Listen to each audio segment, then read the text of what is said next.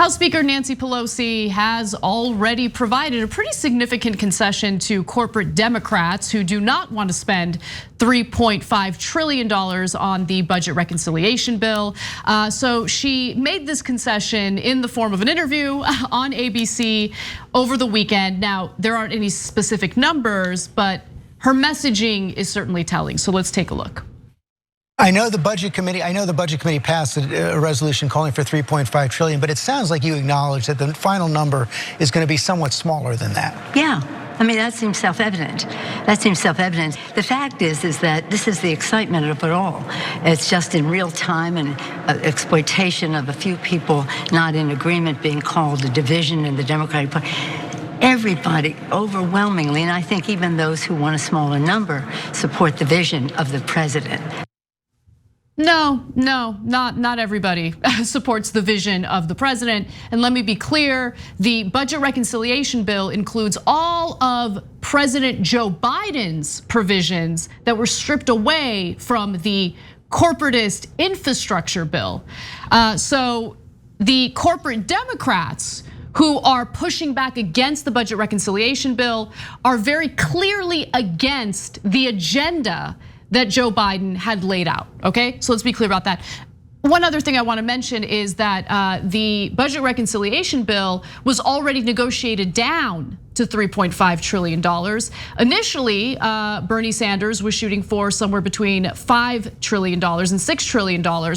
So to make it appear as though 3.5 trillion is the highest starting point in the negotiations is just a complete and utter lie. And for her to say like, well, the number's gonna come down, that's self-evident. Is it self-evident? I mean, seemed like she was holding on. She was claiming that she was gonna push back against any attempts to cut this legislation down. And now it seems like she's ready and willing to do so, which isn't that surprising, to be honest. Yeah, so look, there are things that are enormous mysteries here. So I want to get to that in a second. But now at least one thing is clear, as we suspected, and this is the easiest one. The corporate Democrats and Democratic leaders, they used to be one and the same. Now there's a tiny bit of a schism. There's the corporate Democrats represented by Manchin and Sinema. It's actually a much larger group than that, but they're just using those as the convenient rotating villains for today, right? And now there's Democratic leadership, which is slightly different than the corporate Democrats for the first time probably in my life. They've always been the same until now. So which way was Democratic leadership going to go? Were they intent on passing this bill at all, or was it always a trick and they were going to kill it right after the corporate backed plan gets passed, right? And were they really trying for $3.5 trillion? So the first part of that has come in. Here's Democratic leadership saying, no, of course we weren't really trying for $3.5 trillion.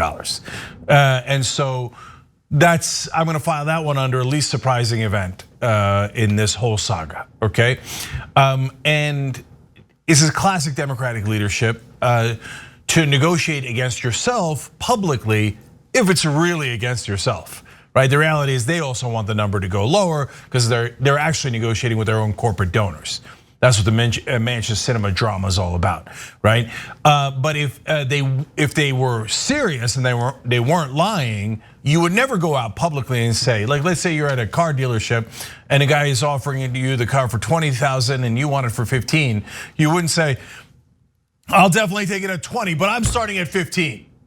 Like everybody knows that, right? So you wouldn't do this if you actually want a 3.5. That's clear. Now the things that are unclear. Do they actually want it at all? I think it looks like overall big picture that they do, but they want it at a much lower number.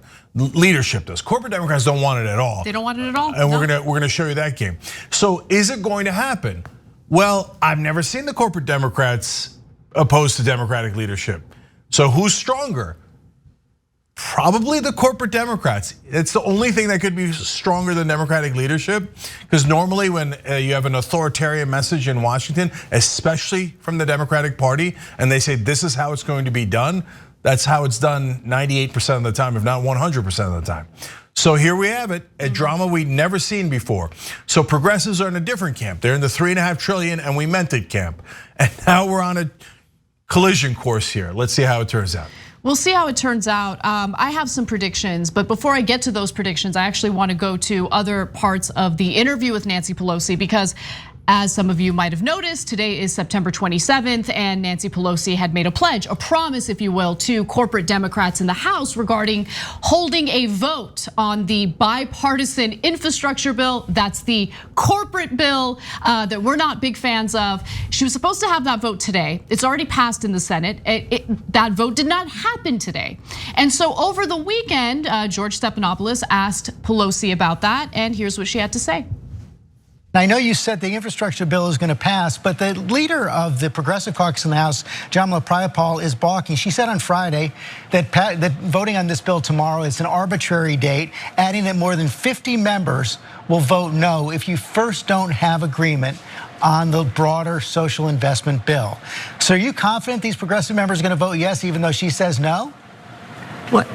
Let me just say we're going to pass the bill this week. I promised that we would bring the bill to the floor. That was according to the language that those who wanted this to be brought to the floor tomorrow wrote into the rule. We will bring the bill to the floor tomorrow for consideration. But you know, I'm never bringing a bill to the floor that doesn't have the votes. Strong words from Nancy Pelosi, because Representative Jayapal, who George Stephanopoulos should probably get a little acquainted with her, just totally butchered her name, but nonetheless, has made it very clear that progressives will defeat the bipartisan infrastructure bill, the corporate handout bill, unless they get a vote on the budget reconciliation bill first. Now, Pelosi says we're gonna pass the bill this week, and she claims that she will not bring that bill to the House floor for a vote unless she knows she has the votes necessary to do it. So look, the situation hasn't really changed much. It's a game of chicken, and really the only hope we have is progressive lawmakers holding on, holding true to their promise of defeating the corporate bill unless we get what we want and what we need from that reconciliation bill. Yeah. There's a lot of pressure for them to fold, and so far they haven't done so, but we'll see how it plays out. Well, look, it looks like, I think I found the loophole. Because I kept telling you, I've never seen anything like this in politics. I know how the game is normally played. Corporate Democrats and Democratic leadership tell progressives, oh, sure, kick the ball, they take the ball away, etc. But here they were doing a lot of different things that contradicted that playbook. So what did I just hear in that clip that makes me think, okay, maybe this is what they're going to do? So Pelosi says, no, we meant it. We're actually gonna have a vote on this, the corporate backed one. And then she says, and it's gonna pass. But wait a minute, progressives just told you it's not going to pass until the $3.5 trillion one, or whatever the number is, but the actual infrastructure plan passes the Senate first and then the House, so that it's a bill, and then we pass the corporate backed one, right?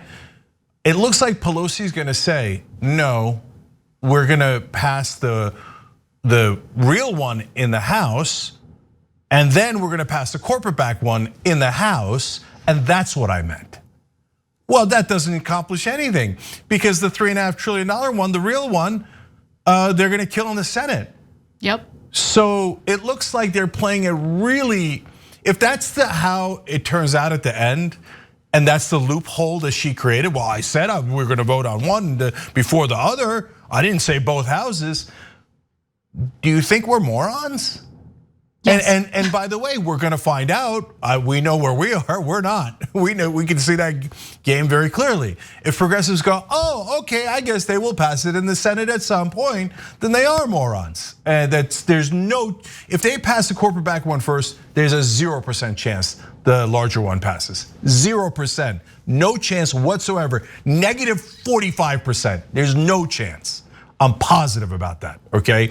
So, if the progressives do as we think they're gonna do, as if they said 1,000 times over publicly that they're gonna do, and they're gonna vote no on the corporate backed one, is Pelosi gonna be flummoxed? Is she gonna be like, oh, okay, then I thought, wait a minute, she seems weirdly confident. Either she doesn't know what she's doing at all, which is a distinct possibility. Can people understand what she's saying on air? She's barely coherent. Well, there's one more clip I want to get to, Cenk, because that might help bolster the argument that you're trying to make, because George Stephanopoulos was confused by what she was saying and had a follow-up to the answer that you just saw. Let's take a quick look at that. in order to get the votes to pass it sounds like you're going to need agreement on the broader social investment absolutely. bill. Build Back. You're right. You're absolutely and so that is going to happen this week as well? Well, we're let me just say, we're prepared, we're ready.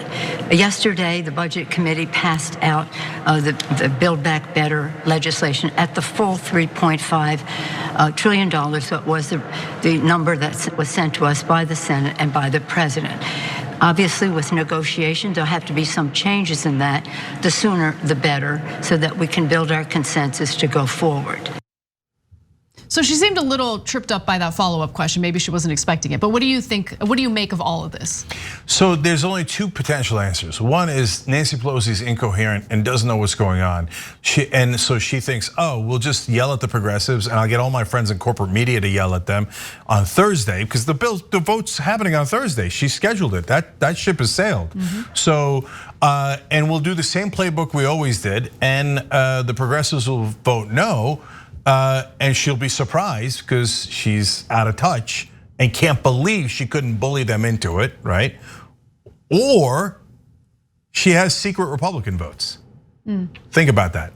Like people always say, oh no, the Republicans are never gonna vote with the Democrats. You have to have the just Democrats vote with the moderate Democrats in order to pass anything. Do you? It depends on how many of them there are. Can Kinzinger and Liz Cheney, who have been so buddy-buddy with Nancy Pelosi and Steny Hoyer, now turn around and deliver 6 to 12 extra Republican votes in the House so they can turn around to the progressives and go, sorry, this trap was a little different than the other traps. Thank you for playing along, you suckers.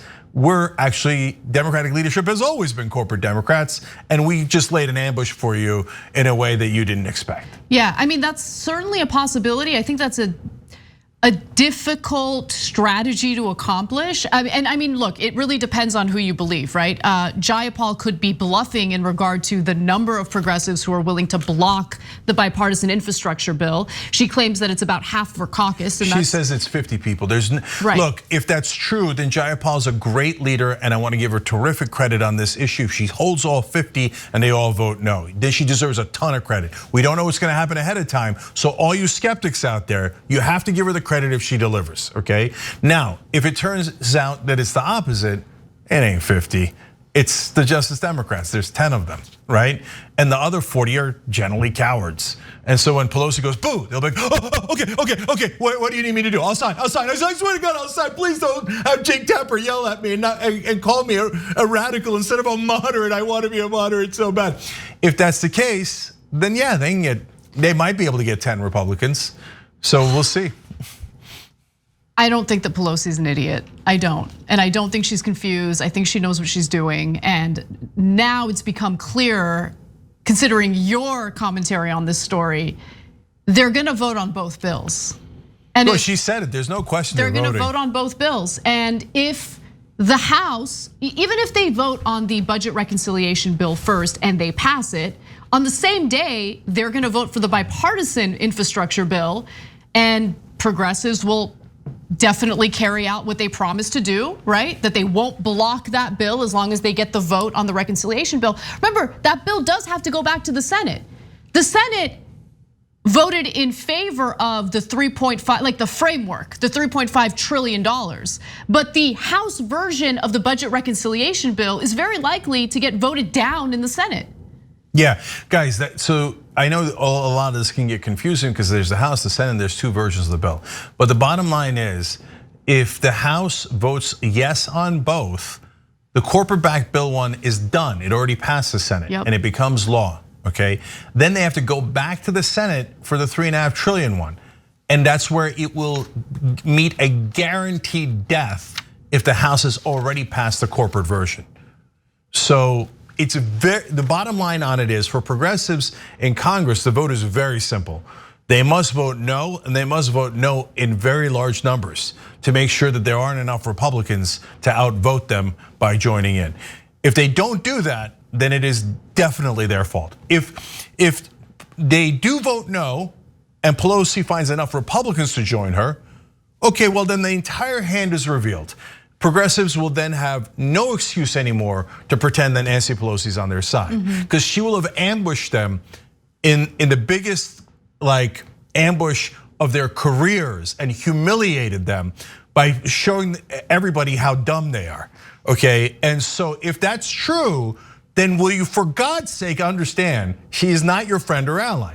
By the way, again, none of this has happened yet. If I'm wrong, and somehow Pelosi pulls out a magic rabbit trick out of her hat where she gets the Senate to vote on the larger bill first, okay, great. Then I'm happy to say, oh my God, I was wrong about her the whole time. She is a master strategist and a master legislator. And oh my gosh, she got the progressive version done and the progressives were right to trust her. She's Mama Bear, okay? I will say all of that on air and they could tape it and replay it over and over again until they're happy, okay? But they're not gonna pull something out of their hat on the Senate side. So, and probably Pelosi will show herself to be the corporate goon that I've always suspected that she was. In fact, proven 1,000 times over that she was. But this is the last hill, because remember, last thing, guys, a lot of the establishment Democrats and establishment media say, no, Cenk, you misunderstand Pelosi. First of all, a lot of them say that she's a master legislator. That's hilarious. Let's put that aside. She kind of is. I mean, if this plays out the way that I suspect it's going to play out, the way I outlined with the Republicans, then she is, but not. She's a master legislator, not on behalf of the policies that actually materially benefit her own constituents' lives, but on behalf of corporate donors 100%. And corporate interests. And Anna, that's exactly where I was going with it. So if it turns out she does this thing, the Republican trick, right? Well, it's going to prove another portion of the establishment, media and Democrats, wrong. They say, no, Cenk, at the end, she's going to be a progressive because she's retiring and she wants her legacy to be these really important progressive bills. And she's been waiting her whole career and playing this corporate game so at the end, she could trick the corporate people and pass this amazing progressive legislation. If that's true, great, wonderful. It's still not great because she should have had a whole progressive career until at the very end.